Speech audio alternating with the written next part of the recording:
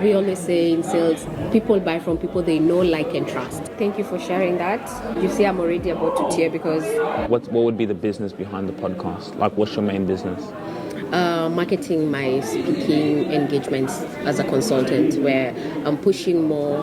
So the podcast is to just give people tidbits about programs and experiences that I can give them if they invited me to speak or to coach or to work with them. Okay, so who is your end client? That would be individuals, specific one-on-one individuals who are probably in sales and marketing. Mm-hmm. That would also be early start business people who are just setting up their businesses and they are, what do I do? And they're feeling a bit lost. So you want to help consult those businesses? Yes. Okay. And then you want to be getting speaking engagements? Correct. Okay. So your goal would be, yes, the best thing you could do is start a podcast. I tell people all the time, if you don't have a podcast, you're lacking behind. And then what you could do is engage with the people, number one, who host speaking engagements. Mm-hmm. So they can, because if you tell someone, hey, would you like to come on my podcast? No one's going to say no. People love to talk about themselves, right? That's true. People love to, so you get them on your podcast and then now they're spending 45 minutes to an hour with you and they say, wow, hey, maybe we need her for a speaking engagement. I like her, right? But not only that, not only just to get the client out of it, you're building a relationship with someone, but then other people can see you being an authority. Because when you have a podcast, you're an authority figure. That's true. Straight away. It's more about the interviews and the questions that I'll have with the speakers that I invite, and less about me really pushing me. Yeah. But the end game will still get me the results I'm after. Correct. It will still build that relationships, and within that you'll still be talking. Oh, sorry, the camera's kind of. No, I was saying the camera. In saying that, you will still talk about yourself in a way, because if you're having that conversation, yes, it's about them, but then you'll be able to say no, but like you'll just be able to have your thought leadership in that. And it just positions you as an authority, right? And so I think it's just to build that relationship, and you build your content funnel. So you always have content, but you're showing who you are. And then the other side of your business is getting people you're coaching. Get them on a Zoom, record that. And so you're showing, if someone's coming and watching that, how to scale a business, people are searching for those things. So now you're just more findable. Google owns YouTube. Right?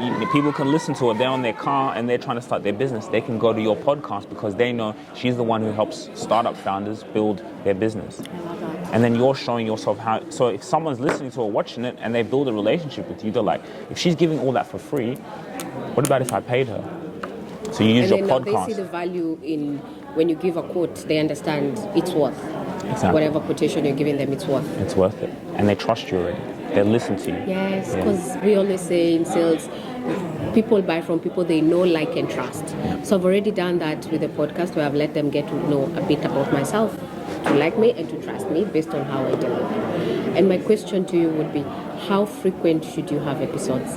Daily, weekly, once a week, twice a week? What's the right number? We personally do every week, but that's obviously because we can. I would even say, to start off with, once a month. Once a month? Oh, that's doable. Once a month, way doable. 5 minutes to 1 hour. Scheduling a calendar, Zoom, record, done. That's a podcast. Doesn't need it, yeah. It's so simple. Doesn't need like a fancy studio setup with your fancy cameras and all that. So like we have a lot of clients, we manage their podcasts. They do it through Zoom and then they send it to us and then for editing and all. Yeah.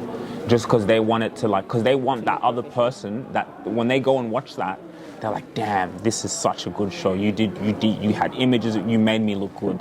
And it builds relationships for them now. Because all our clients are just like, oh, come on my podcast. And then it shows them like, wow. And then you leverage that person's audience.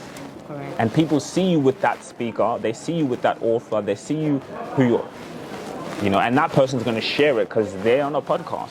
So what I'm hearing you say, it should not at any point be about just me in front of the camera alone. I should always have, like now. You can do both.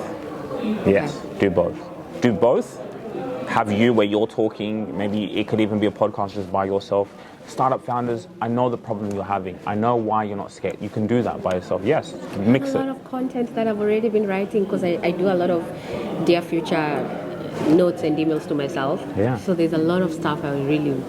Yeah. And the most powerful thing I did was I realized imagine when I'm no longer here, my children will be able to see all of this legacy.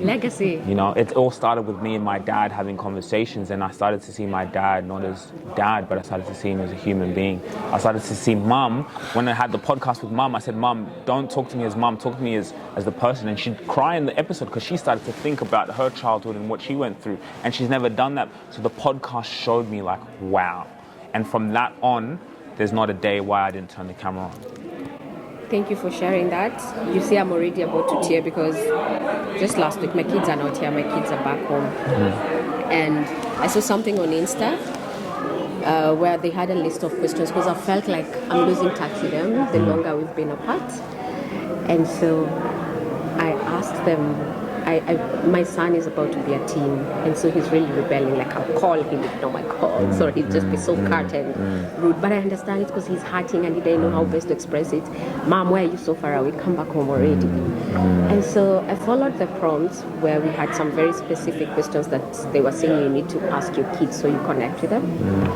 And I was mind-boggled by the responses my son gave me. I think as a working mom, how do we let more people, how do I put my voice out there? Okay. And I guarantee you, if you have a podcast, your son will watch it, and then he will start to see, I know why my mom's not here. I can see her purpose. And you can even still be able to show that love. You'll be having conversations, be like, I have children, through the guest, Have you had your lunch? No, I haven't. And also, let me let you eat as well. Yes. If you really enjoyed this video, make sure to click here, and I'm sure you're going to love that one.